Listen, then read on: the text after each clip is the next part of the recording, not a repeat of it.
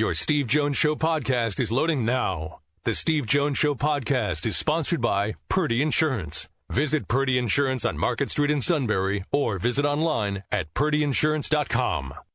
John, I want to ask you, look, the schedule is not easy for you. It's not designed to be that way. We all know that when you get to the Patriot, but every game you're going in and the plan is to win. What are you learning because of the level of competition that it's bringing certain things out in your team that will help you as a coach? Yeah, it's a great question, being that we just played at LaSalle, and then on Friday we played in Cameron Indoor. So we're learning quite a bit. I think the most important thing we're learning is that we have a competitive group in our locker room, regardless of who we play. So that's a major positive. And then we're also learning that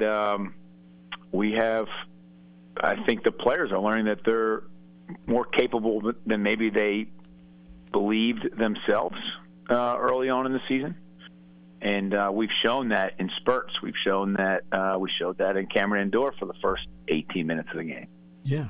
And so there's some positives to take away from that. And from just a mentality and approach standpoint, confidence standpoint, that's something that you will be able to fall back on come Patriot League play. But even now, today, it's something that we just are looking to improve and grow internally. Has it reaffirmed to you what your rotation is at this point, or has it caused you to have pause for a moment and say, maybe I need to make an adjustment here or there with the rotation?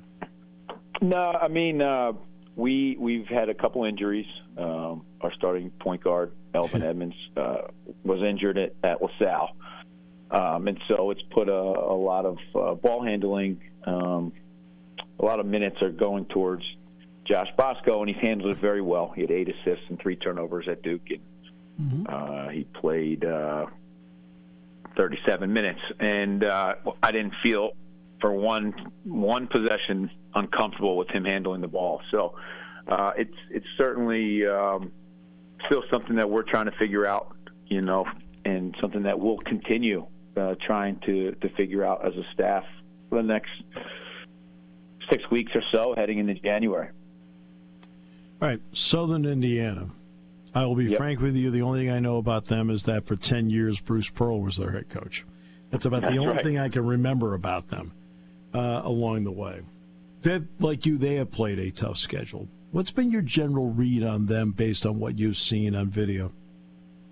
They're very well coached. They play very hard, and they have talented playmaking ability on their roster. Having been at St. Joe's for the last 4 years, I know how difficult it is to have some success at St. Louis.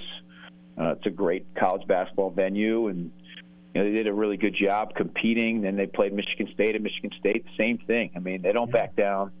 And last year was their first year in Division I, and quite frankly, they had a really good year. They're 16-17, and so there's for sure, and you can see it, just a competitive attitude within their program that they can have success.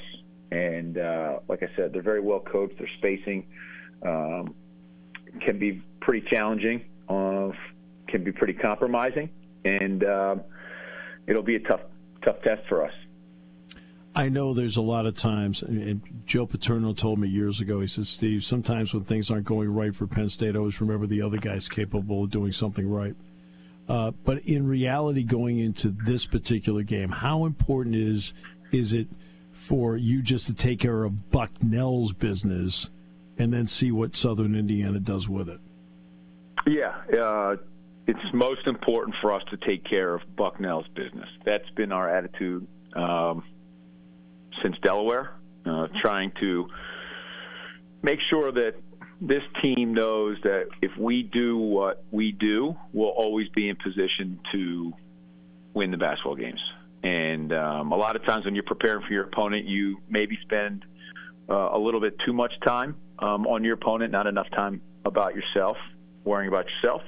And we are not at a point right now in the season for us to be concerned with the opponent 100% of our preparation process. It should be really doing what we do and do it well and keep improving and ultimately be prepared as it relates to what the strengths are of Southern Indiana are, but doing what we do and do it to the best of our ability.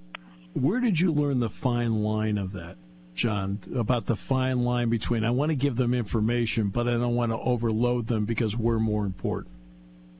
Yeah, I mean, it's I don't know. It's something that I've just learned over time.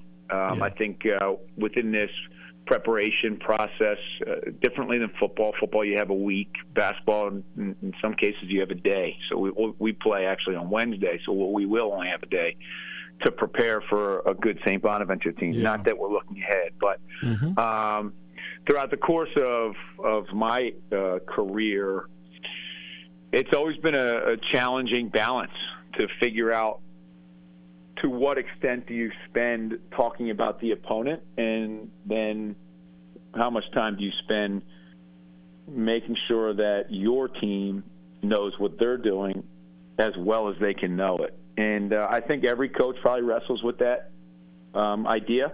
And for us right now, I'm probably not wrestling with it nearly as much because this group, our team, just needs to keep improving.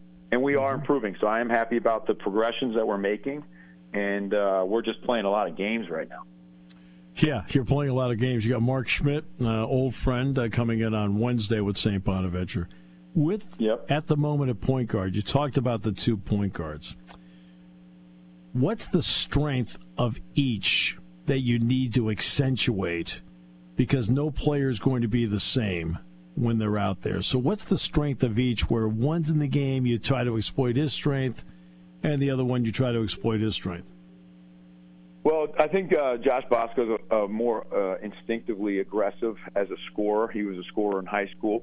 He's doing a really good job for us right now, just keeping us organized. And Elvin's a little bit more of your traditional point guard, where he can set the tempo and the pace of your offense.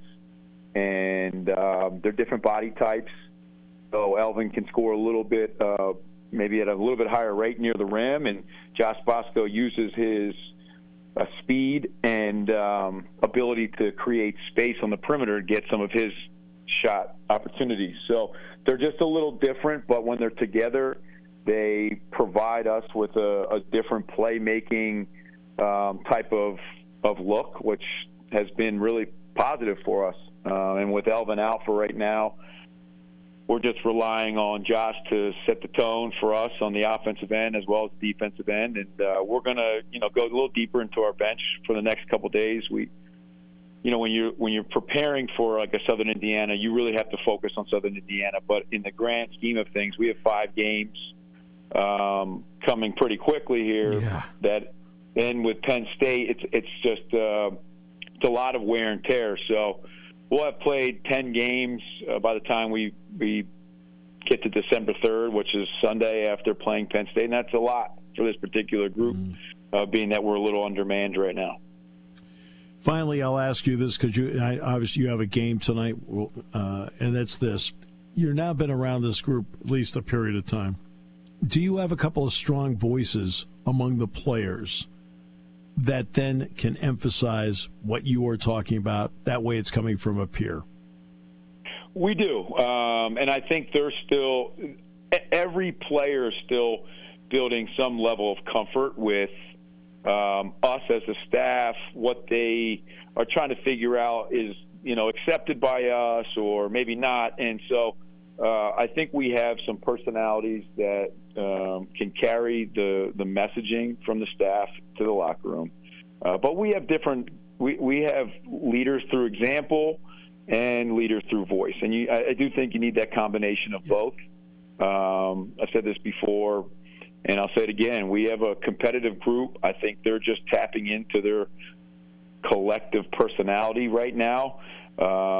Losing isn't fun, but you have to take every opportunity, what you're doing, to learn and grow, and then put the out there what you've learned from the past and move forward. So this is another opportunity for us tonight. And I think, like I said, we're improving, Steve, and ultimately you want to be with a group that has the appetite to improve. They're not necessarily looking at the results as the be-all, end-all, even though they're not what we want them to be.